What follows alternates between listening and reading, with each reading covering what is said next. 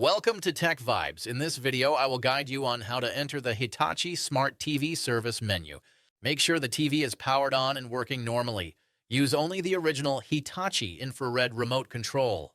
Always take photos of the original settings before making any changes. Wrong settings can cause display or software problems. Now let us start with the service menu access methods. Method 1 is the most effective Hitachi service menu code. This method works on most Hitachi Smart TVs. Keep the TV powered on. Press the menu button on the remote. Then press 4725 in sequence. The Hitachi service menu will appear on the screen. If this method does not work, do not worry. Try the next method. Method 2 is the alternative service menu code. Keep the TV powered on. Press the menu button on the remote, then press 1999 in sequence. On some Hitachi models, this opens the service or factory menu.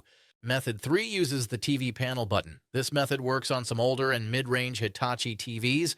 Keep the TV powered on, press, and hold the volume down button on the TV panel. While holding it, press the input or source button on the remote 3 times. The factory or service menu will open. After entering the service menu, advanced options will appear. You can check panel information and panel type. You can view the software version and factory data. You can access white balance and calibration options. You can enable or disable store or demo mode. You can check error logs and TV usage hours. Do not change calibration values unless you are a trained technician. Now I will explain how to exit the service menu safely. Press the power button once on the remote. Let the TV shut down completely. Wait for 10 seconds. Turn the TV on normally. This helps prevent software or display issues. If this video helped you, please like the video, share it with friends who may need it.